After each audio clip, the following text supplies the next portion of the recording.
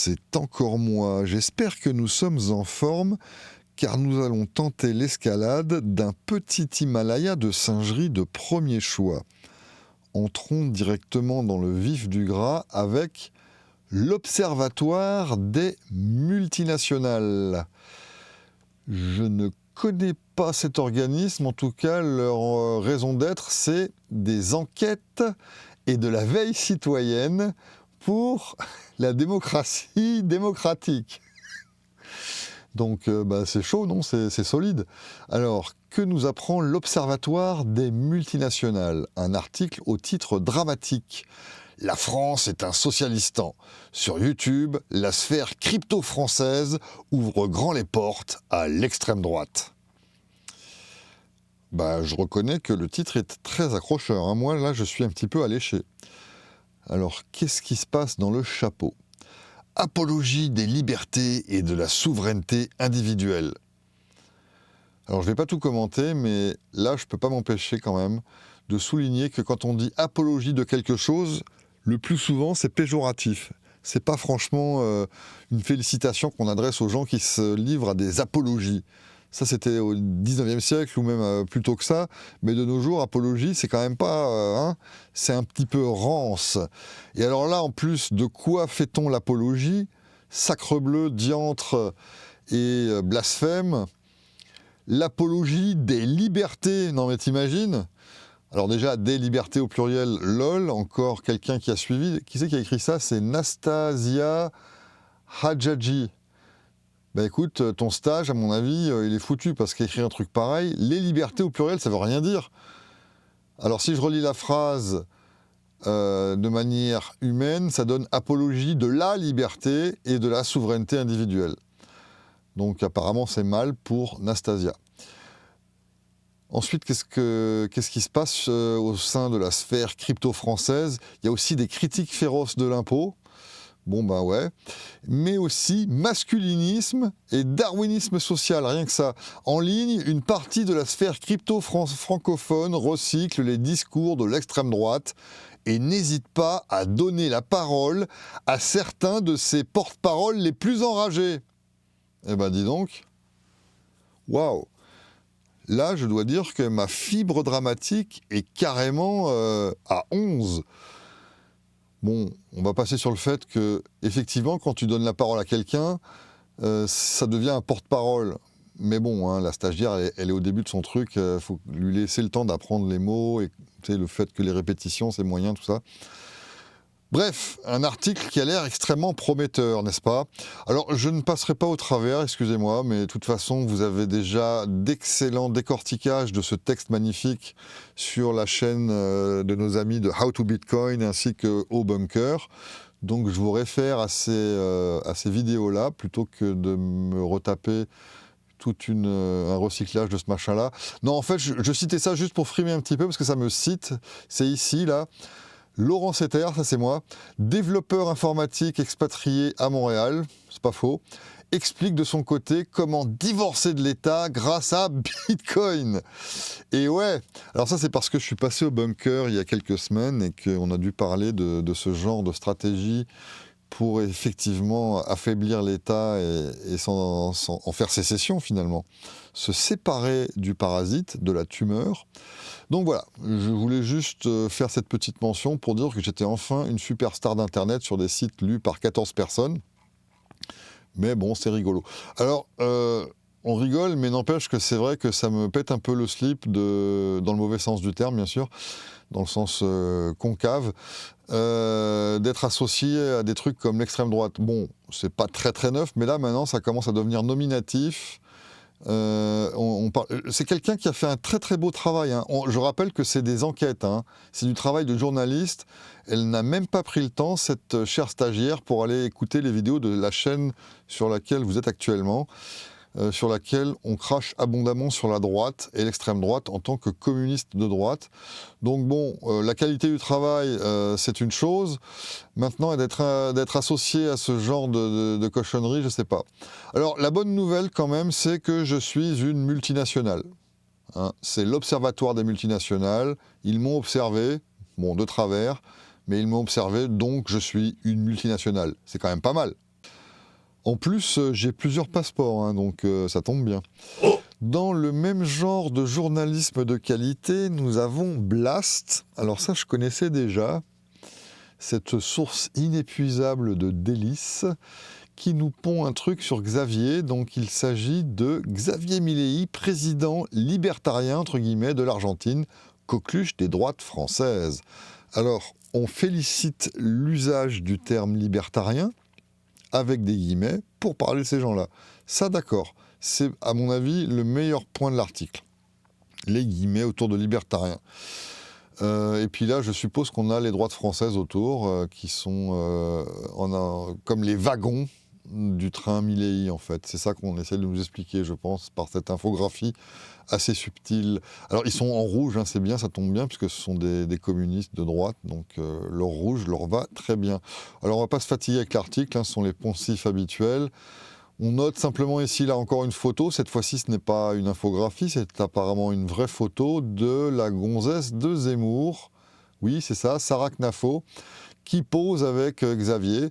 Et donc, tout ça constitue dorénavant, pour le paysage des singes communistes, la sphère libertarienne. Donc tu sais, ces gens de droite qui sont bonapartistes, qui veulent faire partie de l'OTAN, qui aiment bien la guerre, qui aiment bien les impôts, qui aiment bien les défilés, qui aiment bien la police, enfin qui aiment bien plein de trucs de communistes, ce sont des libertariens, ces gens-là, voilà. On est en plein dans la destruction, en tout cas du côté grand public et PR. Tu vois, du côté, propagande républicaine, non, PR, ça veut dire relations publiques. Donc, c'est ça. L'image libertarienne se trouve complètement détruite ou corrodée par ce genre de merde. Colportés par Blast parce qu'ils sont bêtes, donc ça c'est pas vraiment de leur faute, ils savent pas ce qu'ils font, mais introduites par ces gens-là qui revendiquent ce genre de trucs auxquels ils ne comprennent rien du tout. On va faire un petit saut en dessous là après toutes les photos de grimaces à la partie technique entre guillemets de l'article qui nous explique ce qu'est l'anarcho-capitalisme. Attention, accroche-toi à ton dentier. Hein. Donc Milei se réclame de l'anarcho-capitalisme, l'aile radicale des libertariens. Oui, il s'en réclame, ça c'est vrai, mais l'anarcho-capitalisme n'est pas l'aile radicale des libertariens. Ce sont les libertariens, il n'y en a pas d'autres. Il n'y a pas d'autres libertariens, il n'y a pas de radical ou pas radical. Un prof de maths n'est pas l'aile radicale des mathématiques, il en sait peut-être plus que toi, mais il n'est pas radical, ou alors il est radical parce qu'il respecte les axiomes et la logique des choses. Ben, nous, c'est pareil. Il n'y a que les anarcho-capitalistes qui sont libertariens. Voilà, bon bref. Celui-ci, en parlant de Milei, se vantait lors de sa victoire présidentielle en 2023 d'être le premier président libertarien au monde. Bah oui, il faut bien qu'il y ait un débile qui innove ça. C'est comme je suis sûr que bientôt, remarque ça a déjà dû arriver, on va découvrir le premier président alcoolique des alcooliques anonymes au monde. Ou alors on va trouver, je sais pas moi, le premier pape athée. Enfin bref, tu vois ce que je veux dire ? Faut bien qu'il y ait un débile qui commence. Il l'a fait, c'est ce qu'on lui reproche d'ailleurs, hein, enfin en partie, c'est d'être un président libertarien. Ah non, mais moi je suis contre l'extorsion, donc je vais m'embaucher dans la mafia, je vais devenir boss de la mafia, puis quand je serai en haut, je vais détruire la mafia. C'est hyper crédible. C'est pas débile, non, pas du tout. Milei s'est lui-même attribué le sobriquet de général ANCAP. Bah voyons. Pour anarcho-capitaliste. C'est bien parce que Blas, il nous explique les termes. Une idéologie fantasque, à l'image de ce professeur d'économie, la tignasse en bataille, aux allures de rockstar vintage. Il a d'ailleurs donné un ersatz de concert de hard rock lors de la campagne législative. Alors, 2-3 petits commentaires quand même, hein, excuse-moi, mais... Alors, une idéologie fantasque, oui, c'est sûr que ça demande un peu de réfléchir et de remettre en question tout ce qu'on t'a imbibé depuis le berceau à propos des vertus de la violence, de l'agression et de l'esclavage. Donc effectivement, ça a l'air bizarre au début, mais t'inquiète, on s'y fait quand on réfléchit 2 secondes. À l'image de ce professeur d'économie, j'ai dû réfléchir plusieurs fois de qui il parlait. En fait, il parle de Xavier, là, de Milei, parce qu'il paraît qu'il est prof d'économie. Alors, je sais qu'il a donné des trucs, des cours, des machins, mais je te garantis que ce type-là ne connaît pas plus l'économie que ta grand-mère. Bon, il est peut-être moins nul que Piketty et Zuckman sur certains côtés, mais il est tout aussi débile que des gens comme que Milton Friedman, par exemple. Alors bon, d'accord, Milton Friedman n'était pas un débile. Il avait un QI quand même avec des chiffres et tout. Mais sur le plan économique, c'était du plafond très bas, tu vois. C'était vraiment du pithécanthrope économique. Milley, c'est pareil. Et j'insiste, je dis pas ça à la légère. Milley, il dit tellement de conneries sur le plan économique, par exemple sur la monnaie, que c'est à se taper le slip contre un radiateur. Hein.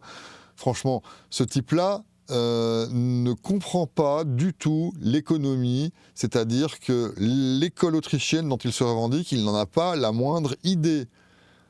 Il est tout statistique, monnaie fiat et compagnie, ce gars-là. Donc attention, il est professeur, mais autant que Piketty, en fait. L'Atilias en bataille, ça c'est vrai. Et le fait qu'il ait donné un ersatz de concert de hard rock, ça c'est vrai aussi. C'était un ersatz. Je ne sais pas si tu as vu les vidéos de Milley, là, il y a quelques semaines, qui bugle sur une scène en se trémoussant comme une vache épileptique, sur un fond de semi-rock tout pourri, pachydermiquement mauvais, tu vois pas, parce que pachydermique ça peut être bien quand c'est bien gras, c'est bon, mais là non. Imagine un éléphant boiteux, octogénaire, qui essaye de faire 2 riffs de suite, plus dessus t'as Milley qui fait le veau. Ben voilà. Donc c'était vraiment une abomination, et je sais de quoi je parle, hein. En termes de rock, fais-moi confiance. Passons maintenant à l'analyse de l'anarcho-capitalisme. Attention, ça vaut le détour. En gros, on a une explication qui commence par « en gros ». Je te laisse sous-peser toute la magnificence de cette introduction. En gros, je veux dire, dans les bouquins de Mises, Hopper, Rothbard, n'importe qui, de Stéphane Gers, prends n'importe quel auteur, il n'y a jamais marqué « en gros » quand on va démonter une doctrine que l'on estime fausse. Et on va porter des arguments. On y va plutôt en détail, on n'y va pas en gros. Donc, putain, on a vraiment affaire non seulement à des singes, mais à des singes mélangés à des paresseux, tu vois, c'est des singeseux ou des paressinges. Ah oui, des paressinges, c'est pas mal ça. Les paressinges, tu vois, agrippés à la branche, et puis tellement plein de bananes écrasées qu'ils peuvent plus bouger. Donc ils écrivent en gros, forcément, ils n'ont pas le choix, sinon ça va prendre du temps, ça va être fatigant. Bref, en gros, cet oxymore désigne les plus extrémistes des libertariens. Encore une fois, il n'y a pas d'extrémistes et libertariens, il n'y a que des libertariens, et ce sont les anarcho-capitalistes. Voilà. Eux-mêmes, jusqu'au boutisme de l'ultralibéralisme. Donc là, ils parlent des libertariens qui ne sont pas anarchables, donc les faux libertariens, c'est-à-dire les minarxistes, les mecs de droite, comme on a vu en haut de la photo, tout ça, qui sont, eux, des jusqu'au boutistes de l'ultralibéralisme. Tu vois, ils sont obligés d'employer des superlatifs de superlatifs. On admire la passion pour le langage et pour la torture de vocabulaire. Des superlatifs de superlatifs. Des méta-superlatifs, en fait, hein, jusqu'au boutisme de l'ultralibéralisme. Alors moi, je te propose de faire la même chose dans l'autre sens. Donc les gens comme toi, c'est-à-dire les gens qui sont bons, hein, les gens bons, qui votent et tout, on va dire que ce sont des jusqu'au boutistes de l'ultra-démocratie. Ça te va, ça ? Des jusqu'au boutistes de l'ultra-démocratie. Ça vous colle très bien, ça, hein, au slip. Parce que vous êtes jusqu'au boutiste. Vous exigez d'aller jusqu'au bout de la logique esclavagiste et d'imposer des maîtres à tout le monde. Donc à vous qui les réclamez, mais aussi à nous qui n'en voulons pas. Donc vous êtes jusqu'au boutiste, pardon, j'arrive même pas à le prononcer, jusqu'au boutiste, c'est-à-dire que universellement, jusqu'au bout, il y aura des maîtres de l'ultra-démocratie, parce que vous voulez voter tout le temps, sans arrêt, pour n'importe quoi, pour élire 857 étages de pourriture parasitique jusqu'au président. Il n'y a pas que lui qu'on élit, hein. Donc vous êtes vraiment des jusqu'au boutistes de l'ultra-démocratie. Ça te va, ça ? Tu la sens, ta cagoule de rebelle, là, et ton je sais pas, ton AK-47 en bandoulière. Bref. Donc l'anarcho-capitalisme, mais qu'est-ce que c'est donc que ça ? Une idéologie anti-égalitaire, parfaitement. Mais alors, pas comme tu le sous-entends, parce que moi, alors après j'interprète, hein, mais je le fais à ma sauce, je commence déjà un peu à avoir chaud là.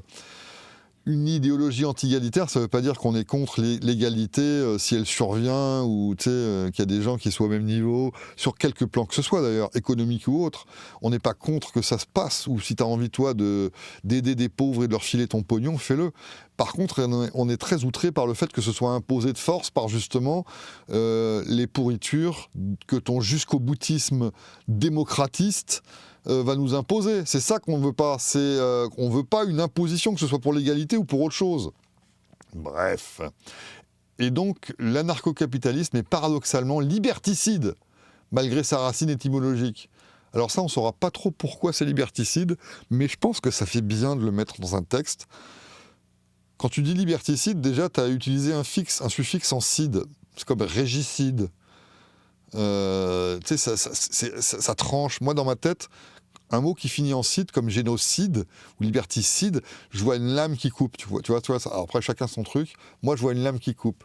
Donc là, liberticide, j'ai pas étudié l'étymologie des suffixes. Peut-être que j'ai raison. Dites-moi là s'il y en a des gens qui sachent. On va couper la liberté en petits morceaux. Je sais pas pourquoi, d'ailleurs, ils disent ça. Contrairement aux libertariens dits minarchistes, encore entre guillemets, pourtant, là, les guillemets sont de bonne aloi ou pas, je sais pas. Mais alors, là, par contre, je suis content, parce que contrairement aux libertariens dits minarchistes, ils n'ont pas fait exprès, mais ils ont raison. Ce ne sont pas des libertariens, donc on peut dire dits minarchistes, ça souligne bien qu'ils ne font pas partie de la bande. Contrairement aux libertariens dits minarchistes, qui prônent un État minimal, donc un tout petit peu de mal, assurant les fonctions régaliennes, essentiellement la police et la justice pour protéger la propriété privée, les dits anarcho-capitalistes veulent la suppression pure et simple de l'État, à charge pour les dominants d'assurer la protection de leurs biens et privilèges, au besoin avec des milices privées, car bien entendu, les ventes d'armes seraient totalement libres. C'est un cauchemar, hein. Là, c'est Mad Max en une semaine et demie. Alors, la description est bonne, hein. C'est le ton que j'aime bien, moi, qui me fait un peu... j'aime bien la poésie vengeresse du ton.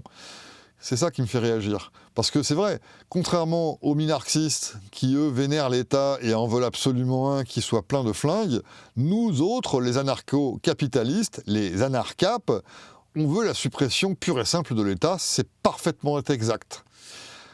À charge pour les dominants d'assurer la protection de leurs biens, bah non, pourquoi les dominants? Tu vois, c'est ça ta perversion, ton espèce de plaisir coupable caché que tu n'oses avouer, c'est tout le temps introduire ces notions de domination qui n'existent nulle part ailleurs que dans ta tête. Nous, on prône l'absence de domination, justement, l'absence d'esclavage, on le répétera encore 800 fois s'il le faut, l'absence de l'usage de la force. Enfin, non.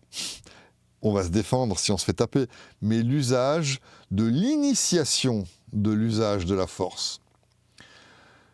Une précision sémantique s'impose, je te le fais pas dire. Qualifier d'anarchiste une telle idéologie est une supercherie rhétorique. En fait, c'est que tu n'as pas compris le terme. Et la preuve, la phrase d'après, aucune des familles de pensée qui composent la galaxie anarchiste ne la reconnaît comme l'une des leurs. Donc là, on a un super argument d'autorité, puisque les mecs qui étaient là avant et qui se déclaraient anarchistes ne nous considèrent pas comme des anarchistes, c'est qu'on n'en est pas, parce que c'est les premiers qui ont raison. Et pourquoi ça? Contrairement à une croyance répandue, anarchisme ne signifie pas sans État, mais étymologiquement sans autorité. Bah oui. Mais l'État, est-ce que ça représente l'autorité ou pas, sous une certaine forme? C'est-à-dire que c'est l'autorité qui est basée sur la menace et la force et le chantage et le racket, quoi. C'est l'État. L'État est une instance de l'autorité, c'est une instance particulièrement toxique et laide de l'autorité. L'État, c'est l'esclavagiste qui a réussi, c'est le terroriste qui a réussi, c'est la mafia qui a réussi. Donc oui, si on est contre l'autorité, on est obligatoirement contre l'État. C'est fatigant de radoter à ce point-là. La question centrale de l'anarchisme, sous ses différentes formes, donc celle historiquement du XVIIe, XVIIIe siècle, n'est pas tant l'abolition de l'État que la fin des rapports de domination. Cette idée de rapport de domination me paraît quand même un petit peu obscure. Naïvement, jusque-là, je croyais que la domination, c'était cette relation très malsaine entre deux personnes dont l'une est un agresseur et l'autre une victime, c'est-à-dire que l'une des deux impose à l'autre son comportement par le biais de l'usage de la force, alors que la deuxième personne ne lui doit rien. Or, qui incarne le mieux cette idée que l'État ? Qui est l'organisation la plus puissante sur le territoire, qui impose ses directives à tous de manière continue sans jamais aucun répit ? N'est-ce point l'État ? Donc si tu es contre les rapports de domination, tu es obligé d'être contre l'État. Enfin, je ne comprends pas comment on peut faire des exceptions. Alors peut-être que la suite du texte sera plus claire. L'État n'est contesté par les anarchistes historiques qu'en tant que bras armé des classes dominantes pour perpétuer les rapports de pouvoir entre individus et groupes humains. Alors ça, c'est effectivement plus clair, puisqu'on constate que déjà l'État est un bras armé, donc on est au courant de la violence, et ça veut dire qu'en fait, il y a la bonne et la mauvaise violence, puisque là, il est contesté seulement quand il est mal utilisé, l'État. Donc il y a le bon État et le mauvais État, en fait. C'est-à-dire que là, les classes dominantes actuellement, ce sont les sales bourgeois, et ils se servent de l'État pour exploiter les pauvres. Moi, c'est comme ça que je lis le sous-texte de cette phrase. Donc, s'il y a une bonne et une mauvaise violence, j'ai quand même envie de poser une question par rapport à la domination. Si demain, le prolétariat renverse enfin la bourgeoisie et occupe les postes de pouvoir, ne sera-ce point une nouvelle classe dominante ? À partir du moment où on tire les ficelles de l'État et où on se sert de sa violence, à bon escient bien sûr, est-ce qu'on n'est pas la classe dominante ? Pourquoi est-ce qu'il y a des bonnes classes dominantes et des mauvaises classes dominantes ? Est-ce que la nouvelle classe dominante laissera les autres classes en paix ? On verra ça. Mais quand on est dans une organisation sociale fondée sur la violence, ça me paraît quand même hasardeux d'envisager dans ce sens-là. Surtout qu'on a quelques petits exemples. La domination... Ah, là je comprends mieux. Peut-être morale, c'est pour ça qu'on ne parle pas que de domination militaire par la force. Je suppose que là, on fustige les gens qui ont du charisme, ou les gens qui sont plus intelligents que les autres, ou les enfoirés qui me battent aux échecs, ou je sais pas. Est-ce qu'un artiste, par exemple, domine moralement son public ? Qu'il ait 12 fans ou 12 millions de fans, il y a des gens qui l'admirent, qui sont enjoués par ses prestations. Ou alors il y a des philosophes qui suscitent de l'engouement, il y a des gens qu'on essaye d'imiter parce qu'on les admire, qui sont beaux et tout ce que tu veux. Est-ce qu'il faudrait plutôt se replier sur un monde à la Harrison Bergeron, cette fameuse nouvelle de Kurt Vonnegut, où on masque les gens qui sont trop beaux et où on met des poids aux pieds des gens qui sont trop athlétiques et trop agiles ? Est-ce que c'est ça qu'il faut faire pour diminuer les dominations ? Est-ce que la domination morale, c'est ça ? Est-ce que la hiérarchie naturelle, c'est une domination morale ? Bref, la domination morale, donc, d'après ce texte, explique l'hostilité aux religions et aux théories racistes. Alors on admire la juxtaposition très habile des deux concepts. Donc je suppose que la religion, c'est mal ici, parce que ça domine, parce qu'il y a des gens qui expliquent des trucs à d'autres, et que les autres les écoutent, et puis, bon, alors je dis pas que c'est forcément très sain tout ça, mais du moment que ça se passe sans violence. Ah, tu vas me dire, oui, mais ils ont fait les croisades, et ah oui, mais alors dans ce cas-là, c'est un acte de guerre, c'est un acte d'État. Je te rappelle que l'État, c'est la guerre, et vice-versa. Donc, si l'opposition aux religions, parce que c'est une domination morale, elle est quand même animée du fait que ça a servi de prétexte à des actes odieux, on est d'accord, mais c'est pas la religion ou la morale ou la domination morale qui est un problème ici, c'est l'usage de la force, encore une fois. C'est l'usage de l'agression, de la guerre et de la violence. Alors la domination, malheureusement, elle peut aussi être économique, d'où l'opposition frontale au capitalisme. Non, il n'y a jamais de domination économique. Si demain, Elon Musk sonne à ta porte et te dit « Je veux acheter ta maison, voici 30 milliards de dollars », tu n'es pas obligé de dire oui. Il n'a aucun ascendant sur toi. Si tu refuses, tu peux, fais-le. Ose lui dire non. Ah, tu vas me dire, ouais, mais les gens sont faibles et 30 milliards, il va accepter. Bah oui, mais c'est quand même de son plein gré. Il n'a pas été forcé, le monsieur qui s'est fait aborder comme ça, aussi cavalièrement, par les 30 milliards de Elon. Donc il n'existe aucune domination économique, ça n'a aucun sens, ni même sous forme de concurrence. Quand une boîte fait faillite parce qu'elle était moins performante qu'une de ses concurrentes, et ben cette boîte-là n'a pas été soumise à une domination par la force, elle n'a pas été piégée, ou les gens ne sont pas fait assassiner, ils ont juste été moins intéressants pour le public que d'autres, c'est tout. Ce n'était pas de la domination, ça. Alors, l'aspect dominateur qu'on peut trouver dans le capitalisme, c'est quand ça s'appelle du capitalisme de connivence, autrement dit du communisme de droite, où on utilise l'État à ses fins pour justement accroître sa marge, pour orienter les réglementations, etc., à son profit personnel d'entrepreneur frauduleux.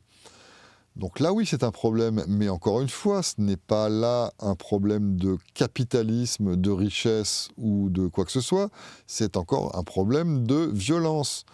Quand une entreprise arrive par son lobbyisme à imposer des normes et des standards qui, comme par hasard, lui conviennent, et qui font en sorte que la barrière à l'entrée de ses concurrents devient trop élevée, cette entreprise n'est plus une entreprise, c'est simplement un bras de la mafia, c'est la branche business de la mafia qui se sert du bras armé de la mafia pour niquer la concurrence. Donc le problème, là, ce n'est pas le capitalisme, c'est la violence. Et le problème de ces anarchistes de gauche, ce n'est pas la morale ou la domination, c'est la stupidité et l'incapacité complète d'imaginer l'existence humaine sans un État. Parce qu'on ne peut craindre le capitalisme et la violence que quand il y a un État derrière, justement. Le mauvais capitalisme, c'est celui qui utilise l'État. Et celui-là, on est tous contre, bien sûr. Et ça, c'est un problème d'État. Je radote, mais je me sens obligé. On va finir avec cette phrase qui est quand même magique. L'anarcho-capitalisme, en accentuant les rapports de domination, est donc aux antipodes de la pensée anarchiste émancipatrice. L'anarcho-capitalisme abolit toutes les dominations malsaines, celles basées sur la violence et la fraude et ce genre de trucs. Un monde libre n'a pas d'organisation suprême pour désigner les gagnants et les perdants. Il n'a pas une organisation suprême qui fabrique de la fausse monnaie et qui permet à certains de s'enrichir aux autres en douce. Enfin, s'enrichir aux autres, c'est pas une bonne phrase. S'enrichir sur le dos des autres, à leur insu, en douce. C'est que l'État, hein, ça, c'est que l'activité de l'État qui est à l'opposé de tout ce qu'on peut souhaiter sur Terre. Donc cette phrase est une pure saloperie parce que elle ne cherche même pas à expliquer l'anarcho-capitalisme en tant que tel, ses axiomes et d'où ça vient. Ça traduit bien sûr l'incompétence crasse et propagandiste habituelle de Blast, on n'est pas très surpris, mais quand même, vu que j'ai un petit peu soif, j'ai la bouche assez venimeuse. Et encore, j'étais poli ce soir, hein. Donc voilà. On est effectivement, par contre, aux antipodes de la pensée anarchiste, parce que nous, justement, on rejette la violence absolument. Et non pas que quand ça nous arrange, comme les anarchistes semblent le faire, si leur pensée, entre guillemets, est en phase avec ce qu'écrit Blast, hein, parce que là je m'adresse plutôt à Blast qu'aux anarchistes en fait. Mais Blast semble toujours avoir raison et être au courant des sujets, mais manifestement ça leur ferait du bien de lire un ou deux bouquins quand même, ou ne serait-ce que d'écouter une paire de vidéos chez nous. Voilà, donc pour finir, je dirais que l'anarcho-capitalisme, c'est la seule version de l'anarchisme qui mérite ce nom-là. On est vraiment contre la domination et donc contre l'État. Anarchisme sans dominateur, sans maître. Ça, c'est l'anarcho-capitalisme. Si les anarchistes prétendent accepter l'État d'une certaine manière, ce sont simplement des singes. Donc l'anarcho-capitalisme est le seul anarchisme, c'est aussi le seul capitalisme, c'est-à-dire que les communistes de droite qui se font passer pour des capitalistes et qui sont juste en collusion avec l'État et qui font du lobbyisme, etc., ce sont des pourritures anticapitalistes. Donc les anarcho-capitalistes sont les seuls capitalistes puisqu'ils veulent débarrasser la société de la tumeur qui pervertit le capitalisme. Et puis bien sûr, les anarcho-capitalistes sont les seuls libertariens. Il n'y a pas d'extrémistes chez les libertariens, il n'y a que des anarcho-capitalistes. Merci, bonsoir. Bon, vite fait, encore 2-3 trucs. Là, j'ai une loi qui s'appelle AB 435. En Californie, on va avoir besoin d'un permis qui sera délivré à la suite d'un contrôle pour que les jeunes de 8 à 16 ans puissent s'asseoir dans les voitures sans rehausseur. Tu sais, les trucs pour bébés. Oui, et c'est pas un gag. On a bien une loi AB 435 qui impose l'utilisation du rehausseur pour les enfants de 8 à 16 ans, à moins qu'ils ne réussissent un test d'ajustement de la ceinture de sécurité. Donc ça va donner à peu près ça, je suppose. Voilà. Next. Ah, celle-là, elle est pas mauvaise. Tiens, on va écouter ça, tu vas voir, c'est rigolo. On vient tout à l'heure de voter sans scrutin public et avec une légèreté absolument incroyable, une augmentation des taxes sur l'eau de 5, une TVA qui passerait de 5% à 20, 5,5 à 20. Et ben je demande une seconde délibération pour que chacun assume son vote publiquement. Bravo, monsieur. Ah, enfin, un député qui a des couilles et qui se lève contre l'extorsion du public par le biais des taxes. Bon, on va pas se plaindre, on en voudrait peut-être plus des avis comme celui-ci, mais quand même, l'ironie est quand même super énorme de la part d'un type qui est un vrai parasite professionnel, qui est député et qui vit sur ton dos, et après il se fait passer pour un putain de sauveur. Ah, peut-être que c'est un des mecs de la droite, justement, milléiste. Tu vois à quoi ça sert? Ça sert à justifier l'État, parce qu'il y a quand même des mecs pas mal, c'est quand même le moins pire, c'est quand même cool. Next. Alors, la petite dramaturgie de la semaine, on nous parle de guerre, donc on va pas revenir là-dessus. Juste sur le fait que j'aime bien le phraser, il faut accepter de perdre nos enfants. Les enfants, c'est un bien public, ça appartient à tout le monde, et puis il va falloir les sacrifier. Tu vois, on continue ici. La possibilité d'un conflit paraît de moins en moins improbable. Mais à quoi ils jouent, sans déconner? Les réservistes se préparent au pire. Qu'est-ce qu'il ne faut pas lire comme débilité? On te masse bien le cervelas collectif avec ce genre d'idées-là. Qu'est-ce qui va se passer l'année prochaine? J'aimerais pas être à votre place en France. Alors, on rigole, mais au Canada, c'est bien aussi. Alors, apparemment, il existe une administration qui s'appelle le Bureau de la vérificatrice générale. C'est bien, ça. Au moins, on est content. Il y a des gens qui surveillent les surveillants. Je ne sais pas qui la vérifie, elle, mais en tout cas, elle vérifie des trucs. Et qu'est-ce qu'elle a vérifié, la vérificatrice générale? Elle a fait des tests sur les connaissances des agents du fisc fédéral canadien. Alors, elle a appelé les gens. Voilà ce qui s'est passé. Les centres de contact de l'ARC, c'est-à-dire le fisc, n'ont fourni des réponses exactes aux questions des particuliers sur l'impôt que dans 17% des cas. Ça veut dire que quand tu appelles pour avoir un renseignement pour remplir ta déclaration d'impôt, tu as une bonne réponse que dans 17% des cas. Voilà, sans commentaire. Donc les mecs, ils vont t'extorquer, mais ils savent pas pourquoi, pas plus que toi. Par contre, si tu payes pas, alors là, tu vas en subir les conséquences. Tu vas en chier, mon petit gars. Mais tu as un taux de réussite quand même de 17%. C'est pas mal. Alors, on nous dit quand même que quand il s'agit des impôts des entreprises, les appels ont un taux de réussite de 54%. Donc, quand tu es entrepreneur, tu as une chance sur deux, en appelant des gens comme ça, d'avoir une réponse correcte. Personnellement, je ne sais même pas ce que ça veut dire correct. Correct en fonction de quoi? Bon, c'est en fonction de leurs putain de règlements fiscaux qui sont énormes et qui font des milliers de pages. Mais même comme c'est tellement arbitraire, je ne sais même pas comment ils ont fait pour évaluer ça. J'aimerais bien savoir justement qui a vérifié les vérificatrices pour ces chiffres-là. Mais bon, bref. Si on veut être charitable et reconnaître que ces gens savent de quoi ils parlent, il y a 17% et 54% de réponses correctes quand tu demandes leur avis aux gens qui te demandent de les payer, mais ils ne savent pas combien. Voilà. Celle-là, je l'adore. Je l'adore parce qu'on touche vraiment le sommet de l'idiocratie, là. Figurez-vous que des musiciens se trouvent outrés que des intelligences artificielles écoutent de la musique, en fait, pour s'entraîner et pour en produire de la nouvelle musique.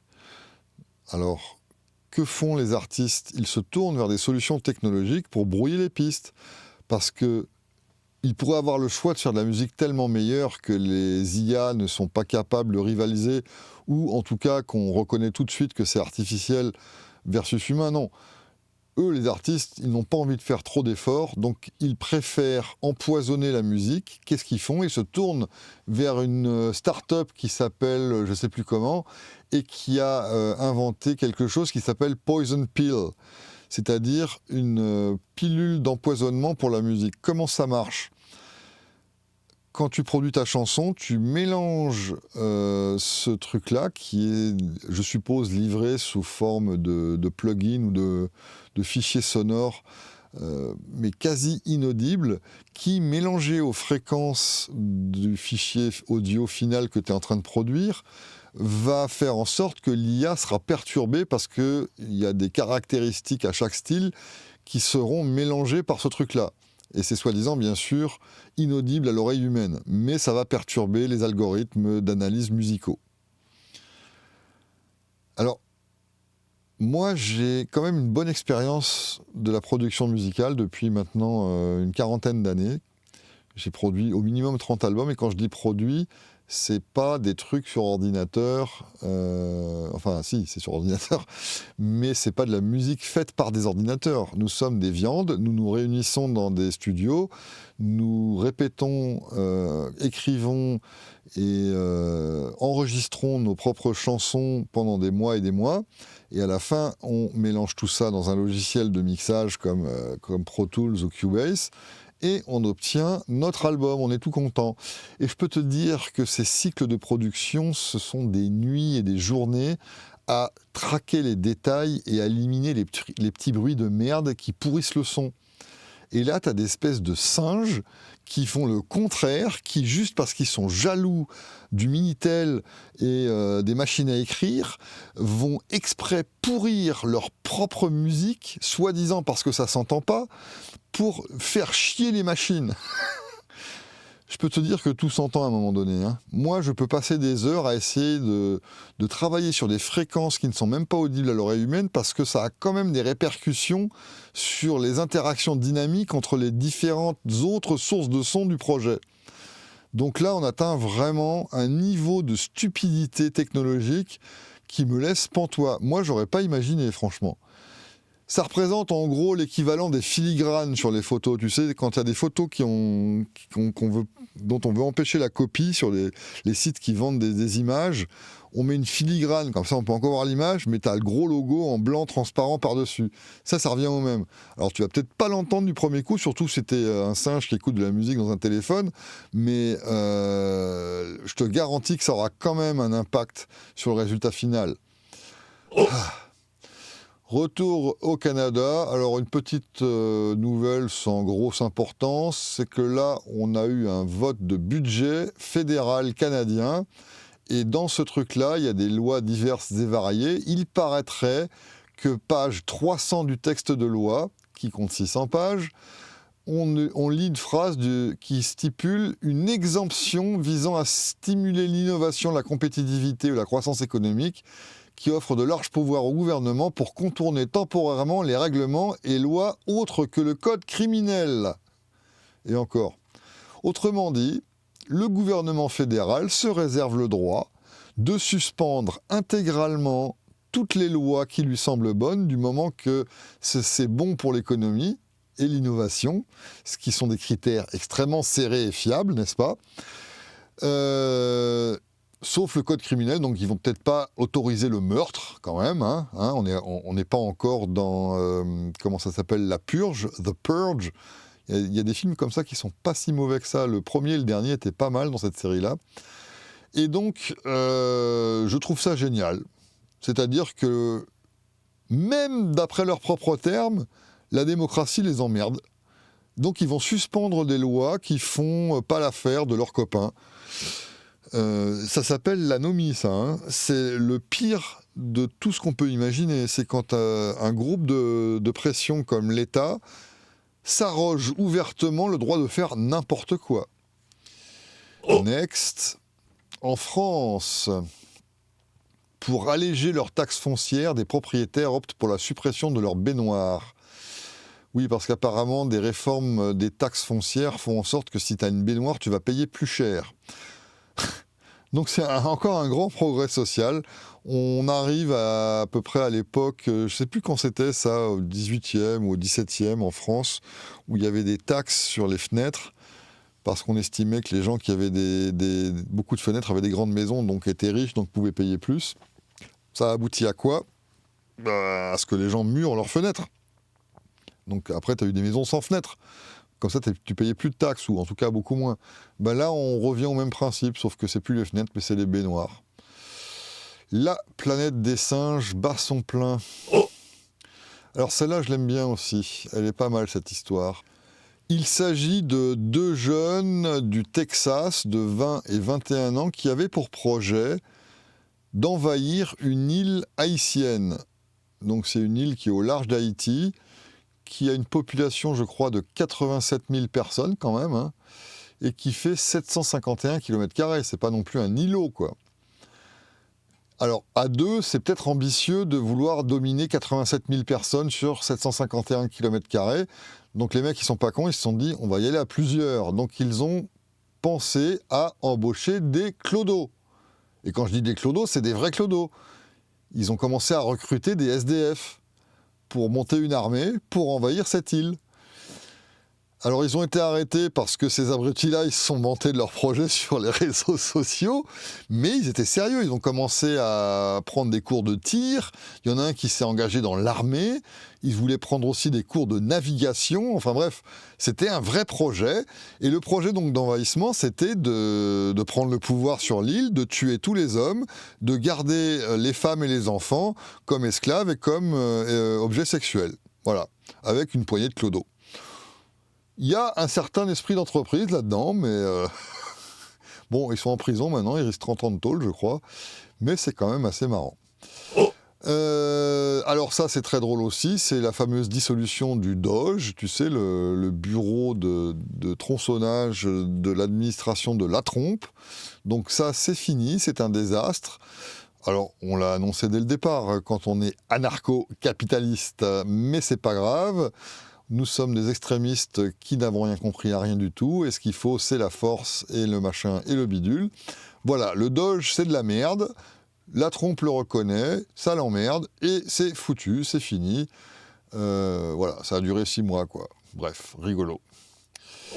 Ah oui, le livre de Sarkozy, bon, pas grand-chose à dire, mais c'est vrai que, bon, le type, il a quand même passé 20 jours en prison, donc ça vaut la peine d'écrire des mémoires, hein. Lol. Si tu veux devenir délateur, tu peux ouvrir un dossier auprès de l'Arcom de la République française. Alors j'ai essayé, mais c'est vraiment chiant le dossier. J'ai laissé tomber parce qu'il faut donner trop de son temps pour remplir cette merde. Mais bref, tu peux faire cette demande-là pour finalement devenir, tu sais, un fact-checker officiel. Je sais pas si t'es payé derrière, par contre. Ça, j'ai oublié de demander. Mais tu peux donc après servir de corbeau, quoi. Tu vas stouler, tu vas dénoncer les gens qui te plaisent pas sur Internet, tu téléphones à l'Arcom et puis ils leur envoient la police. Voilà. J'espère que ça vous a plu. Derrière, j'avais ça, mais ça me gonfle vraiment. Allez, un petit peu. Allez, un petit peu. 20e siècle, et même à l'époque, voilà, pour citer vraiment un auteur canonique du libéralisme classique, Adam Smith croyait vraiment que le libéralisme économique constituait un progrès de l'humanité. Mais sauf que sa petite usine d'épingles, qu'il présentait comme une espèce d'illustration utopique et archétypale du progrès du marché, il ne se disait pas que 2 siècles plus tard, ça allait devenir les entrepôts Amazon. Mais pourtant, c'est la continuité logique. C'est-à-dire proposer un service de la meilleure qualité qui soit pour l'usager, mais toujours plus répressif pour le producteur qui fait le travail, qui vend sa force de travail. Faut pas oublier que le capitalisme repose sur l'exploitation. Et quand j'entends des pro-capitalistes, on va dire, contester le terme d'exploitation, je leur dis, attendez, vous n'avez aucun mal à reconnaître quand quand un travailleur est un employé. Employé, ça veut dire qu'on emploie. Qu'on emploie, ça veut dire qu'on utilise. Donc l'employé, il est là pour vendre sa force de travail. Ah là là là là. Les communistes de droite en vogue. Alors là, ça parle de Michel Clouscar, de Jean-Claude Michéa. C'est des gens que j'ai lus aussi. Bon, bref. Est-ce qu'il faut commenter ce passage lamentable, ces gens qui se targuent d'enseigner la philosophie, mais qui n'en ont pas la moindre notion, en tout cas en ce qui concerne le droit et l'économie? Alors non, il n'y a pas de différence dans la taille des choses. Le capitaliste sera aussi bien servi dans la fabrique d'épingles que chez Amazon. Non, les employés d'Amazon ne sont pas plus extorqués que les gens du XVIIIe siècle. J'ai pas l'impression qu'ils vivent plus mal en 2025 les gens qu'en 1725. Je sais pas pourquoi on fait tout le temps référence à une exploitation qui grandit, mais même le terme d'exploitation, moi, ça me sort par les orifices de tous les côtés. L'explication donnée par le monsieur là est particulièrement débile. Faire une sorte d'assimilation sémantique entre employé et exploité, il n'y a aucune raison de passer de l'un à l'autre. Employer, c'est utiliser, utiliser, c'est exploiter. On exploite des ressources, on utilise des ressources, on emploie des ressources. Quand elles sont physiques, il n'y a pas de problème, c'est interchangeable. Mais quand ce sont des êtres humains qui ne sont pas réduits en esclavage, soit par l'État, soit par un marchand d'esclaves privé, et quand je parle de marchand d'esclaves privé, je ne parle pas d'Amazon, je parle de gens qui vendent des gens. Les gens qui travaillent chez Amazon, je suis certain qu'ils ont tous un contrat qu'ils ont signé sans flingue sur la tempe. Donc il n'y a aucune exploitation, au contraire, il y a échange mutuel, il y a bénéfice mutuel. Et essayer d'expliquer l'exploitation en faisant ce glissement lamentable entre le mot employé et le mot utilisé, c'est ne pas comprendre du tout l'essence de la relation économique gagnant-gagnant entre deux personnes volontaires. Même si l'une des deux est dans une mauvaise situation et qu'elle accepte des conditions que toi et moi nous trouverions inacceptables, elle le fait quand même parce que ça l'arrange, sinon elle ne le ferait pas. Bref, donc voilà, y a plein de chaînes YouTube comme ça qui se disent plus ou moins de droite, mais ce sont tous des marxistes à 2 francs 50, et je crois que maintenant je vais plutôt aller boire un coup.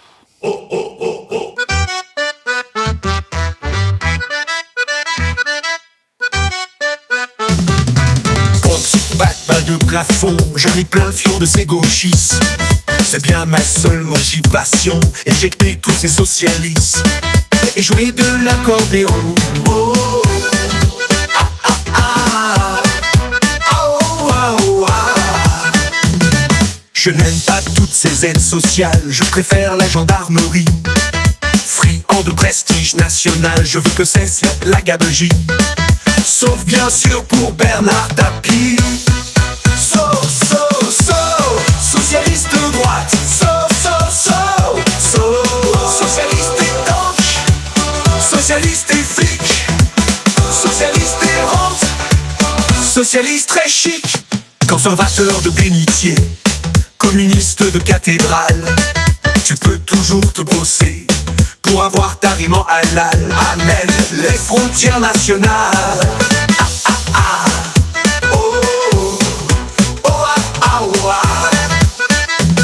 Pas de plafond et cours sur pattes. Je tourne en rond, vive Bonaparte. J'ai le melon même en savate. Je veux saucisson, je sors ma carte. Car Mélenchon est une sale blatte.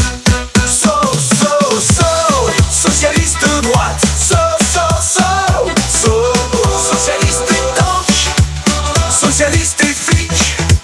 Socialiste et rente. Socialiste très chic. Milton Friedman était un saint. Chevalier dérouté des banques. Reagan et Chirac démettent bien. Maggie Thatcher aussi nous manque. Faut vite se relever les manches. En premier lieu, il faut bien voter. Sans hasard, sans répit, en grande pompe. Nous voulons un chef, un grand sorcier. Ce dieu-ci ne va pas échouer. Vive Lisnard, mais il la trompe. Oh, socialiste de droite. Socialiste et tank. Socialiste et flic. Socialiste et rente. Socialiste biblique. Juste un autre clown sur l'échiquier. Droite, gauche, peu importe en vérité. Son objectif est de nous faire chier. Le socialiste piaf, surexcité. Son slip est déjà un peu mouillé. Socialiste de droite. Socialiste et tank. Socialiste et flic. Socialiste et rente. Des confinements et des piqûres. Et des piqûres amoureux, des QR codes bien mûrs. Des jolis passeports et des armures. C'est l'heure de ta 30e piqûre. Passeport, casquette, ça fait la peau. Visa, alouette, ça me donne chaud. Passeport, casquette, ça fait la peau. Y'a rien de mieux pour les corps caverneux. Corps caverneux, caverneux. Socialiste de droite. Socialiste et tank. Socialiste et flic. Socialiste et banque. Socialiste en manque. Socialiste refoulé. Socialiste bien peigné. Socialiste de droite. Socialiste de droite. Socialiste de droite.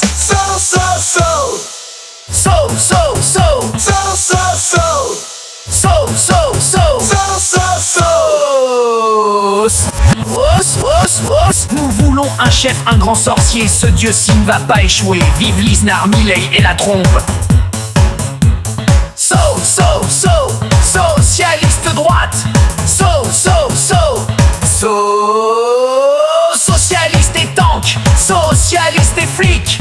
Socialiste et rente. Socialiste biblique.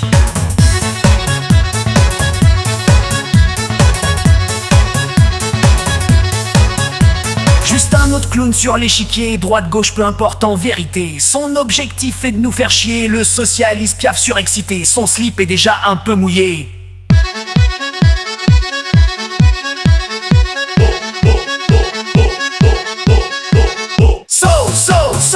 Socialiste droite. Socialiste et tank. Socialiste et flic. Socialiste et banque. Des confinements et des piqûres. Piqûres, amoureux des QR codes bien mûrs. Des jolis passeports et des grands murs. C'est l'heure de ta 30e piqûre. Passeport, casquette, cerfa, drapeau, visa, alouette, ça me donne chaud. Passeport, casquette, cerfa, drapeau, y'a rien de mieux pour mes corps caverneux, caverneux, caverneux. Socialiste droite. Socialiste et tank. Socialiste et flic. Socialiste et banque. Caverniste en manque. Socialiste refoulé. Socialiste du passé. Socialiste droite. Socialiste droite. Socialiste droite. Socialiste droite. Socialiste droite. Ucciarotta sta messo faxagiando 4 la tusciaio il fasciafe e 300 avec en recette, pas d'abord, et si vous êtes dit à c'est parce que le dire à des remarques chez musique pour des portes qui rentrent.